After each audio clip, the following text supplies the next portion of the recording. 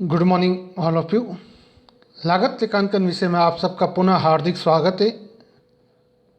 आज का हमारा जो टॉपिक है वो परिचालन लागत लेखांकन यानी ऑपरेटिंग कॉस्टिंग, उसके तहत हम होटल लागत लेखांकन को देखेंगे। हमने पिछले वीडियो के अंदर भी ऑपरेटिंग कॉस्टिंग के बारे में देखा था। इस वीडियो के अंदर ऑपरेटिंग के तहत हम किस प्रकार से किस होटल के कमरों की लागत का निर्धारण करेंगे प्रति कमरा, इसके बारे में देखें। होटल लागत लेखांकन, इसके अंतर्गत ऐसे विश्राम गृह की लागतों का निर्धारण किया जाता है जहां पर विश्राम हेतु कमरे किराए पर दिए जाते हैं। कमरों के किराए का निर्धारण अनेक बिंदुओं पर आधार पर किया जाता है, जैसे सुविधाओं के आधार पर, मौसम के आधार पर, स्थान के आधार पर एवं अलग अलग प्रकार की जगहों के आधार पर किया जाता है। जैसा हम जानते हैं कई होटल 5 स्टार होते हैं, कोई 2 स्टार, कोई 3 स्टार, उन सब का किराया अलग अलग होता है। वो किस प्रकार से अपने कमरों का निर्धारण करेगी, इन सब का अपन आज इस वीडियो के माध्यम से देखेंगे। जैसे हमारे पास एक एग्जांपल दे रखा है, एक होटल में 3 प्रकार के कमरे हैं A, B, C, जिनके वसूलने वाले किराए के लिए सुझाव देना है कि कितना किराया एक कमरे का होना चाहिए। बी प्रकार के कमरों का किराया सी प्रकार के कमरों का 1.5 गुना है तथा ए प्रकार के कमरों का किराया सी प्रकार के कमरों का 2 गुना है। यानी कि मेन हमें सी प्रकार के कमरों का पहले किराया का निर्धारण करना पड़ेगा, उसके आधार पर बी और ए के कमरों का भी निर्धारण करना पड़ेगा। हमें क्या सूचनाएं दे रखी है? होटल में ए प्रकार के 20 कमरे हैं, बी प्रकार के 30 तथा सी प्रकार के 100 कमरे हैं। कब कब कमरे भरे रहते हैं उनकी सूचना दे रखी है। कमरों के प्रकार है A, B, C, गर्मी में भराव क्षमता कितनी है और सर्दी में भराव क्षमता कितनी है।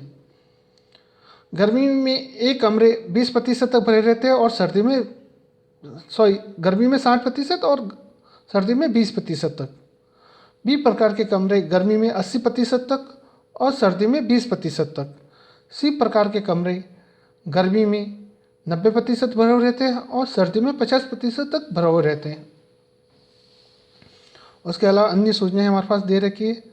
स्टाफ सैलरी है 2,20,000 रुपये।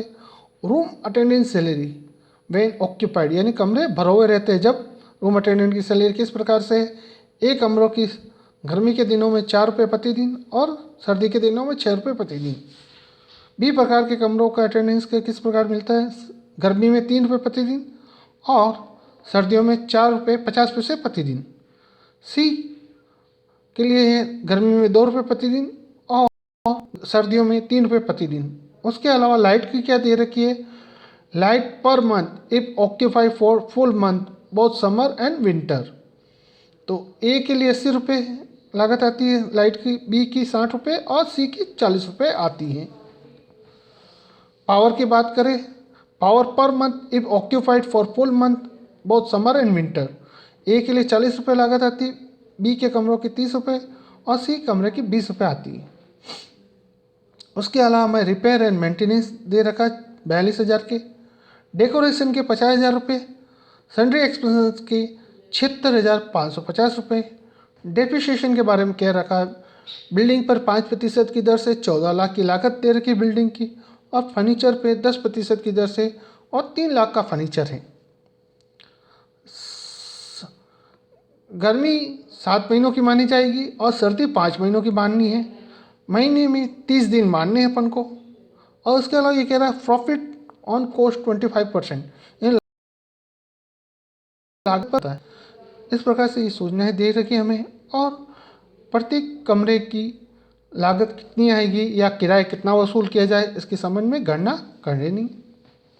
देखिए अपन statement of showing the cost of hotel.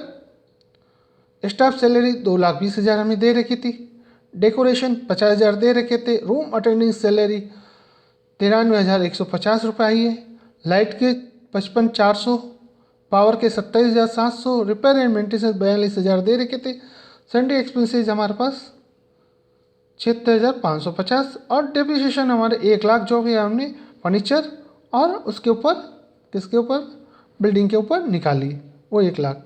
Total cost आ गई हमारे 6,64,800 रुपये।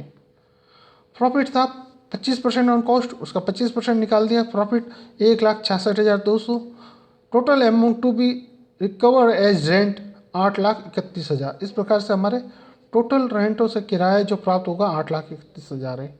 अब अपन ने देखिए room attendance salary flight repair इनको सबको अपने वर्किंग नोट की सहायता से बताया है किस प्रकार से किसका निकला है।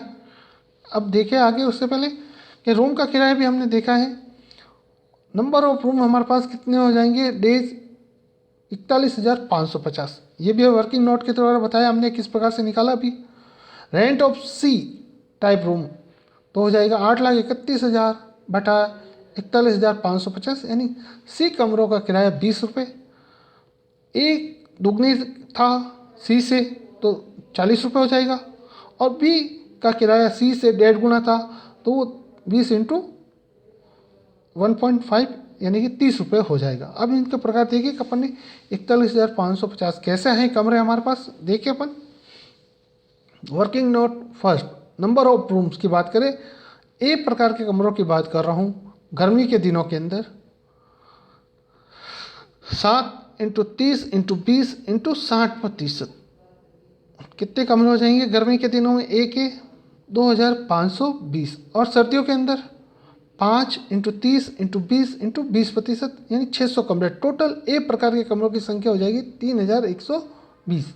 क्योंकि देखो 7 महीने कितने माने थे हमने गर्मी के 7 महीने और सर्दियों के 5, इस प्रकार से 5 महीने के 30 दिन होते, 30 दिन हमने ले लिया 20 उसका और इंटू 60% भरे हो रहते गर्मी में और सर्दी के अंदर हो रहे। तो इस प्रकार आ गए ए के कमरे। बी के कमरों की बात करूँ गर्मी के 7 महीने गर्मी के 30 दिन 30 कमरे हैं और 80% गर्मी में भरे हो रहे हैं। तो कुल मिला के 5,040 गर्मी के दिनों में बी के कमरे और सर्दी के अंदर 900 कमरे। टोटल बी के कमरे हो जाएंगे 5,940। इसी प्रकार सी के कमरों की गणना भी हमने की है। गर्मी के दिनों में 7 महीने 30 दिन 100 कमरे 10 दिख गया समझ आऊँगा यहाँ पे 100 होगा 100 कमरे और 90% भरे हुए रहते हैं यानी 18,900 कमरे। इसी प्रकार से सर्दी के अंदर 5 महीने सर्दी के 30 दिन 100 कमरे 50% भरे हुए रहते हैं तो 7,500। टोटल सी कमरों की संख्या हो जाएगी 26,400। इस प्रकार से नंबर ऑफ कमरे आए हमारे पास। लेकिन जब हम रूम की प्रति इकाई निकालेंगे तो हमें किसी एक को मानते हुए बराबर करना है। चूँकि हमारे पास सी के कमरों की दे रखी कि सी का किराया कितना उसके किराए का दुगना ए का है और 1.5 गुना बी का है। तो अपन जितने भी कमरे हैं उन कमरों को यानी ए और बी के कमरों को सी के कमरों में टोटल पहले कन्वर्ट करेंगे। किस प्रकार से कन्वर्ट करें, एज रूम में है कितने हमारे पास आए थे जो हमने निकाले अभी 3,120 रुपये। Convert in C room convert करते सी के रूम में तो 2 से गुणा किया था अपन ने कि दुगने कमरे मान ले अपन तो 3,120 इंटू 2 यानी 6,240 कमरे ए के हो जाएंगे बी के हिसाब सी के हिसाब से। बी के कमरे हैं 5,940 कन्वर्ट इंटू सी रूम में तो 1.5 गुना था किराया तो उसके 5,940 इंटू 1.5 यानी 8,910 रुपये। और सी के कमरे 26,400 ही थे। टोटल कमरों की संख्या अपने पास आ गई 41,550 जो कि हमने आपको बताया था। इस 41,550 का हमने टोटल लागत में भाग दिया था तो प्रति कमरा किराया आ गया था सी के हिसाब से 20 रुपये। फिर उसका दुगना और 1.5 गुना करके हमने ए और बी का निकाला था। तो इस प्रकार से total number of days room occupied वो आ गए आपके पास। फिर अपन बात करें अटेंडेंस की सैलरी की।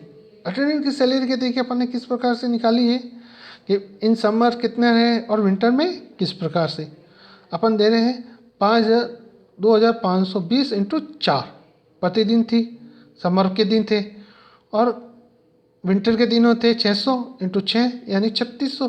टोटल एक एक कमरों के लिए अटेंडेंट की सैलरी हो गई 13,680। इसी प्रकार बी के निकाले थे। बी के कमरे सर्दियों के अंदर थे गर्मियों के अंदर 5,040 3 रुपये प्रतिदिन के 20 और सर्दियों के अंदर 900 इंटू 4.5 टोटल 4050। कुल मिला के बी के कमरों का अटेंडेंट के लिए सैलरी दे रहे अटेंडेंट को जो रख रखाव कर रहा है उसको 19,170 और सी के वालों को 60,300। तो ए बी सी की टोटल की तो 93,150 रुपये अपने वहाँ पे बताया था आगे प्रश्न के अंदर। रूम अटेंडेंट की टोटल सैलरी 93,150। इसी प्रकार अपन देखिए लाइट और पावर की बात भी करें। लाइट और पावर की बात करें तो वो प्रति महीना किराया दे रखा था। बात करें लाइट की कि अपने कमरे कितने हैं, ए के 3,120, चूँकि वो सालाना कमरे थे तो महीने के कमरों की निकाल दी अपन ने संख्या। तो अपन क्या करेंगे 3,120 बटा 30 और प्रति माह किराया 80 रुपये है लाइट का जो लागत आती। तो टोटल लाइट की लागत ए के कमरों के लिए 8,320 रुपये आ जाएगी, बी के लिए 11,880 और सी के लिए 35,200। इस प्रकार से लाइट की टोटल लागत 55,400 रुपये आपको दिखाई हमने आगे। पावर की बात करें ठीक वैसे ही लाइट की जैसे निकाली वैसे पावर की भी निकाली। ए के कमरे 3,120 बटा 30 इंटू 40 यानी 4,160 रुपये, ए के बी के 5,940 रुपये, सी के 17,600, टोटल 27,700 रुपये। इस प्रकार से पावर का भी हमने निर्धारण किया था। डेप्रिसिएशन का भी 14% पे 5% और 3 लाख का 10%, तो टोटल 14.70 बिल्डिंग के और 30,000 यानी 3 लाख का 10% 30,000, टोटल डेप्रिसिएशन 1 लाख, जो कि हमने वहाँ आपको बताया था सॉल्व करके। इस प्रकार से होटल के कमरों की निर्धारण किया जाएगा। याद रखिएगा, हमें बहुत ध्यान रख के करना है, ऑक्यूपाइड है नॉट ऑक्यूपाइड है, कितना रह रहा किस समय रह रहा है, कितना किराया है, मंथली है डेली है, किस प्रकार से दे रखा है, उस हिसाब से इनकी लागत निकाली जाएगी।